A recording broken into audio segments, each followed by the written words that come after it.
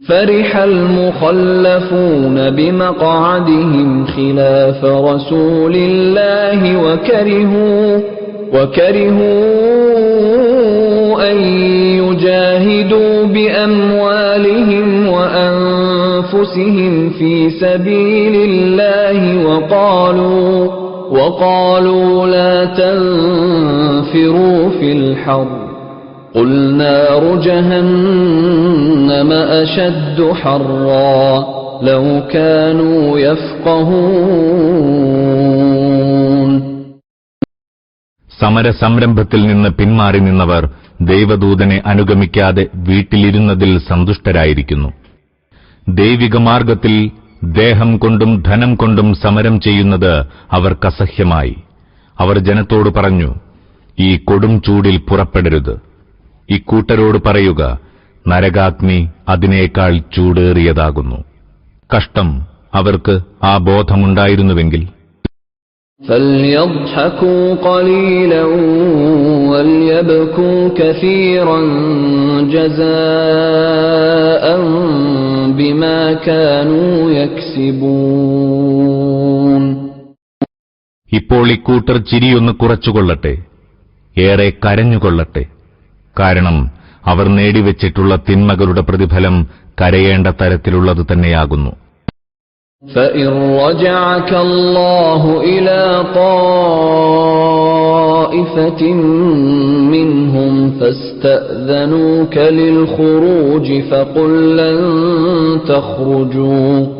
فَقُل لَّن تَخْرُجُوا مَعِيَ أَبَدًا وَلَن تُقَاتِلُوا مَعِيَ عَدُوًّا إِنَّكُمْ رَضِيتُم بِالْقُعُودِ أَوَّلَ مَرَّةٍ فَاقْعُدُوا مَعَ الْخَالِفِينَ. യുദ്ധാനന്തരം അല്ലാഹു താങ്കളെ അവരിലേക്ക് തിരിച്ചുകൊണ്ടുവരികയും ഭാവിയിൽ ഏതെങ്കിലും സമരത്തിന് പുറപ്പെടാൻ അവരിലേതെങ്കിലും വിഭാഗം താങ്കളോട് അനുവാദം ചോദിക്കുകയും ചെയ്തുവെന്നിരിക്കട്ടെ. അപ്പോൾ വ്യക്തമായി പറഞ്ഞുകൊള്ളുക, ഇനി നിങ്ങൾക്കൊരിക്കലും എന്റെ കൂടെ വരാനോ എന്നോടൊപ്പം ശത്രുക്കളോട് പൊരുതാനോ കഴിയുകയില്ല. ആദ്യവട്ടം വീട്ടിലിരിക്കാൻ ഇഷ്ടപ്പെട്ടവരാണ് നിങ്ങൾ. അതിനാൽ ഇനി വീട്ടിലിരിക്കുന്നവരോടൊപ്പം തന്നെ ഇരുന്നുകൊള്ളുക. ولا تصل على أحد منهم مات أبدا ولا تقم على قبره إنهم كفروا بالله ورسوله وماتوا وهم فاسقون. ഭാവിയിൽ അവരിൽ മരണപ്പെടുന്ന ആർക്കുവേണ്ടിയും താങ്കൾ മയ്യത്ത് നമസ്കരിക്കുകയോ അവരുടെ ഖബറിനരികിൽ നിൽക്കുകയോ ചെയ്യരുത്. എന്തുകൊണ്ടെന്നാൽ അവർ അല്ലാഹുവിനെയും അവന്റെ ദൂതനെയും നിഷേധിക്കുകയും ധിക്കാരികളായി മരണമടയുകയും ചെയ്തിരിക്കുന്നു. നബി തിരുമേനി തബൂക്കിൽ നിന്ന് മടങ്ങി അധികകാലം കഴിയുന്നതിനു മുമ്പ് മുനാഫിക്കുകളുടെ തലവൻ അബ്ദുല്ലാഹിബ്നു ഉബയ്യ് മരണമടഞ്ഞു. അദ്ദേഹത്തിന്റെ മകൻ അബ്ദുള്ള നിഷ്കളങ്കനായ സത്യവിശ്വാസിയായിരുന്നു. അബ്ദുള്ള നബിയുടെ സന്നിധിയിൽ വന്ന് പിതാവിന്റെ ശവപ്പുടവയിലേക്കായി തിരുമേനിയുടെ കുപ്പായം ആവശ്യപ്പെട്ടു. അവിടുന്ന് തികഞ്ഞ ഉദാരമനസ്കതയോടെ അത് നൽകി. തിരുമേനി തന്നെ മയ്യത്ത് നമസ്കരിക്കണമെന്നും അബ്ദുള്ള അപേക്ഷിച്ചു. അവിടുന്ന് അതിനും സന്നദ്ധനായി.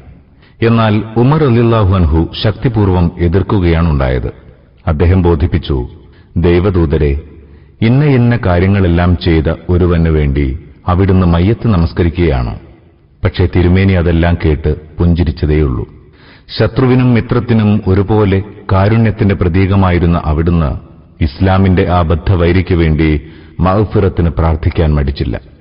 അങ്ങനെ തിരുമേനി ജനാസ നമസ്കാരത്തിനായി എഴുന്നേറ്റപ്പോൾ ഈ സൂക്തം അവതരിക്കുകയും നേരിട്ടുള്ള കൽപ്പന പ്രകാരം അല്ലാഹു നബി തിരുമേനിയെ അതിൽ നിന്ന് തടയുകയും ചെയ്തു.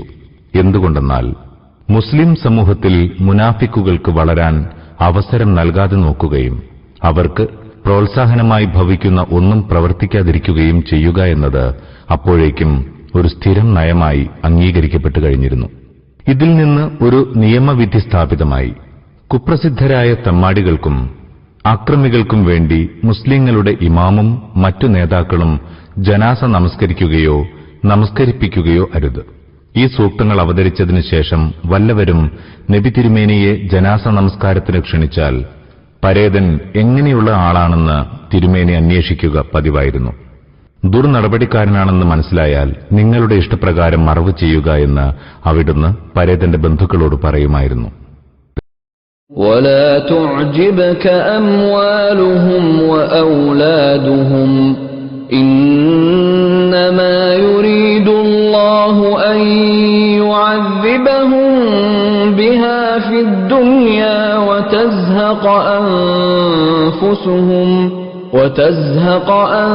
أنفسهم وهم كافرون. അവരുടെ സമ്പത്തിലും സന്താന സൗഭാഗ്യത്തിലും താങ്കൾ ആകൃഷ്ടനാകേണ്ടതില്ല. ആ സമ്പത്തിലൂടെയും സന്താനങ്ങളിലൂടെയും അവരെ ഈ ലോകത്ത് തന്നെ ശിക്ഷിക്കണമെന്നും സത്യനിഷേധികളായ നിലയിൽ അവർ ജീവൻ വെടിയണമെന്നുമത്രേ അല്ലാഹു ഉദ്ദേശിക്കുന്നത്. وَإِذَا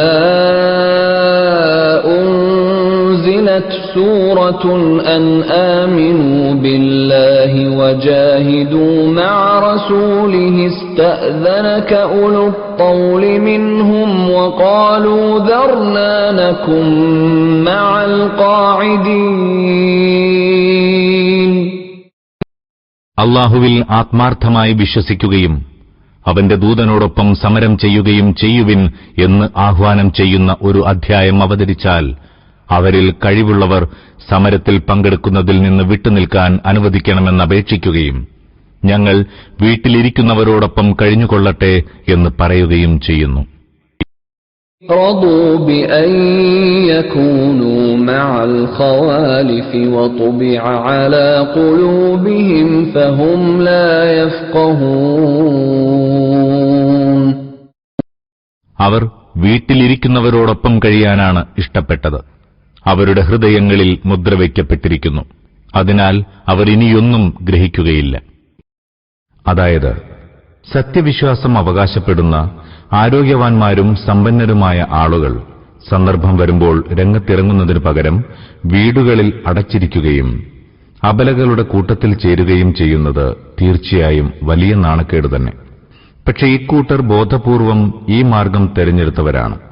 അതിനാൽ ഇത്തരം ഹീനമാർഗങ്ങൾ സ്വീകരിക്കുമ്പോൾ മനുഷ്യനിൽ ലജ്ജയുണർത്തുന്ന വിശുദ്ധ ഗുണങ്ങൾ പ്രകൃതി നിയമമനുസരിച്ച് അവരിൽ നിന്ന് എടുത്തുമാറ്റപ്പെട്ടിരിക്കുന്നു.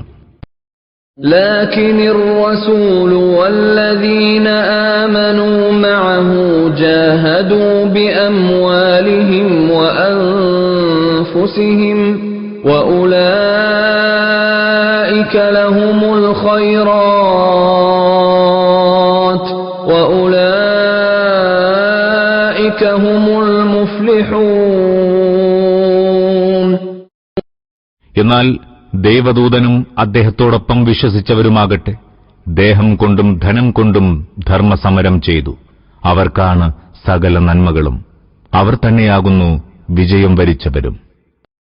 أعد الله لهم جنات تجري من تحتها الأنهار خالدين فيها ذلك الفوز العظيم.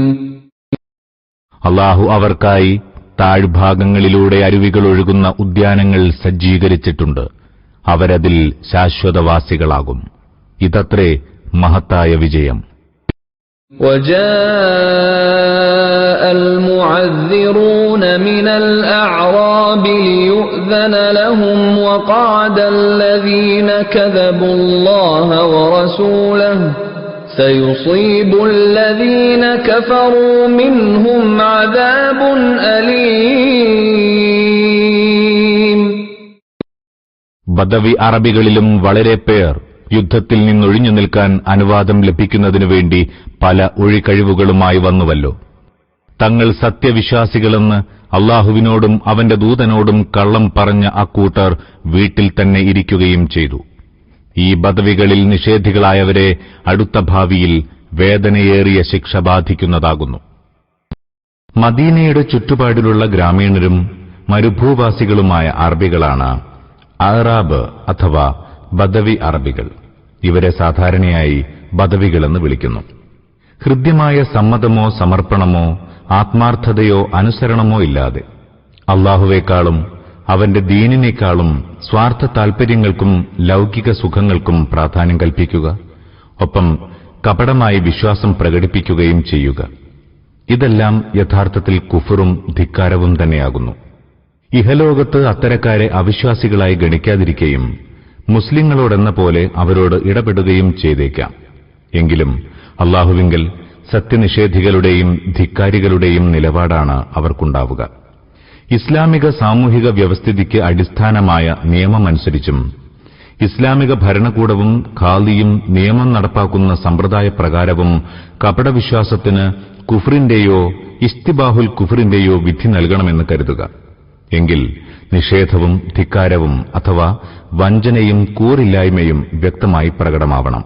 അതിനാൽ കോടതി ന്യായപ്രകാരം കുഫർ വിധിയിൽ നിന്ന് രക്ഷപ്പെടാവുന്ന ഒട്ടേറെ രൂപങ്ങളും അവസ്ഥകളും കാപട്യത്തിനുണ്ട്. എന്നാൽ നിയമദൃഷ്ട്യാ ഒരു കപടവിശ്വാസി കുഫർ വിധിയിൽ നിന്ന് രക്ഷപ്പെടുക എന്നതിന്റെ അർത്ഥം അല്ലാഹുവിന്റെ വിധിപ്രകാരവും അവൻ കുഫറിൽ നിന്നും അതിന്റെ ശിക്ഷയിൽ നിന്നും രക്ഷപ്പെടുമെന്നല്ല. فرح المخلفون بمقعدهم خلاف رسول الله وكرهوا